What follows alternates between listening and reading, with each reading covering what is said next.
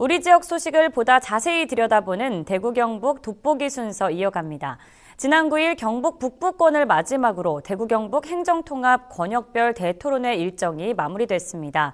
각 권역별 시민 반응과 토론 내용 종합해봤습니다. 하혜수 대구 경북 행정통합 공론화위원회 공동위원장을 영상으로 만나보시죠.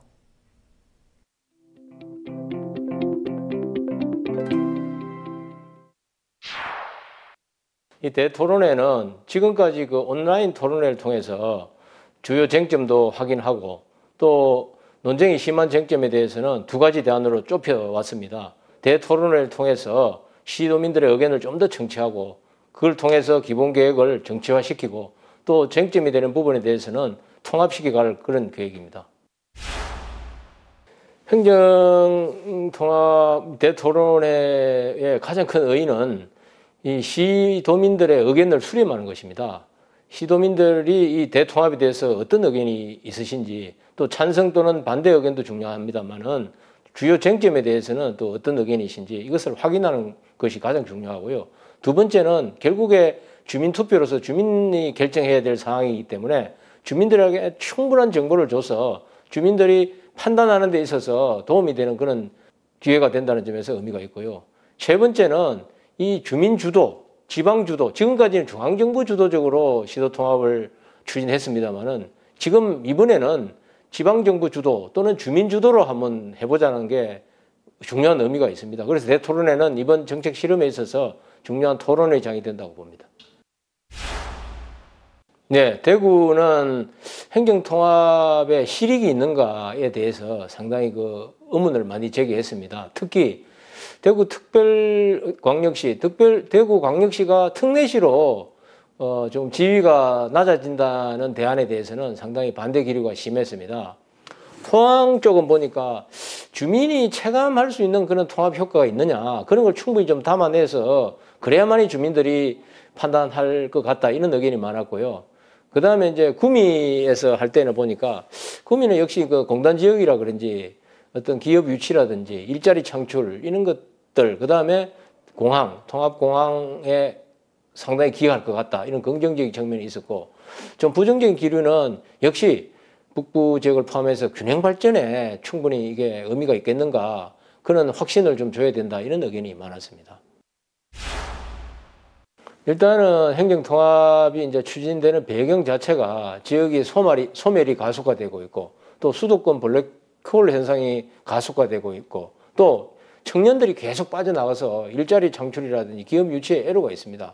또 더더욱이나 주민들이 행정구역이 나눠져 있다 보니까 주민이 굉장히 불편해하고 있습니다. 그다음 주민복지에서도 여러 가지 불편한 점이 있고 해서 이런 배경하에서 추진되기 때문에 결국에 단기적으로는 좀 분권을 많이 가져와서 권한을 많이 받아와서 좀 자치 역량을 강화시키는 게 1차적인 비전이고요. 좀 중장기적으로는 결국에 지역의 자립 능력을 제고하고 지역의 국제 경쟁력을 제고하는 것이 중요하다 이렇게 판단하고 있습니다.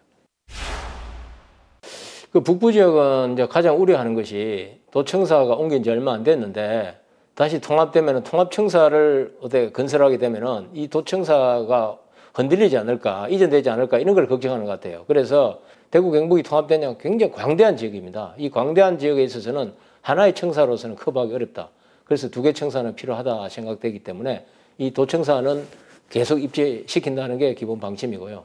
두 번째는 통합을 하게 되면 중앙정부의 각종 지원금이라든지 또 두 개 예산을 합치면 한 30조 원 규모가 되기 때문에 그로 인해서 여러 가지 금융 경제 효과가 나타납니다. 그 다음에 더더욱이나 여러 가지 일반 회계에서도 규모가 커진 만큼 몇 프로는 이제 우리가 떼낼 수 있는 그런 가능성이 높아집니다. 그렇게 되면 그것들을 모아서 균형발전 특별회계 같은 걸 만들어서 기금 같은 걸 만들어서 북부 지역에 전략적으로 투자하는 그런 것들을 계획하고 있고요. 그렇게 되면은 그런 것들이 무슨 실효성이 있겠느냐 이런 이야기를 하는데 시도지사가 협약을 체결하고 또 시도민들이 보증을 선다면은 충분히 저는 실현 가능성이 있다 이렇게 보여집니다.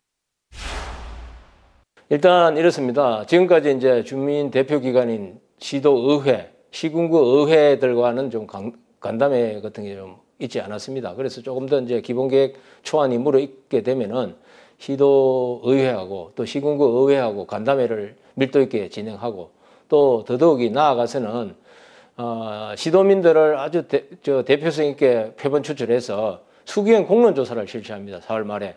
그렇게 되면은 시도민들의 찬반 의사, 주요 쟁점에 대한 의견을 다 확인할 수 있습니다.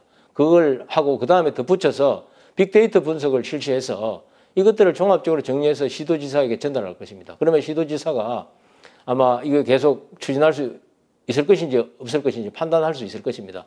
만약에 시도지사가 진행할 수 있겠다고 판단하시면은 주민투표에 아마 부의할 것이고 주민투표가 통과되면은 국회에 아마 특별법 제출로 이어질 것으로 생각하고 있습니다. 결국에는 주민들이 선택하고 판단하고 결정해야 될 사안인데 이런 그 공론화 과정이나 수기 공론조사에서 주민들이 적극적으로 관심을 가지고 참여해야 됩니다. 결국에 주민들의 미래이고 우리 지역의 미래이기 때문에 주민들이 만약에 반대를 하든 찬성을 하든 적극적으로 관심을 가지고 참여해야 된다. 왜? 반대하는 이유를 말씀해 주셔야 우리가 어떤 내용을 담을 것인가. 또 찬성하는 이유를 담아야 우리가 어떤 게 부족한 거구나. 이런 걸 우리가 해낼 수 있기 때문에 시도민 여러분들이 판단을 하기 위해서는 우리가 정보도 제공하지만 여러분들도 적극적인 관심을 가져야 된다. 이런 말씀을 드리겠습니다.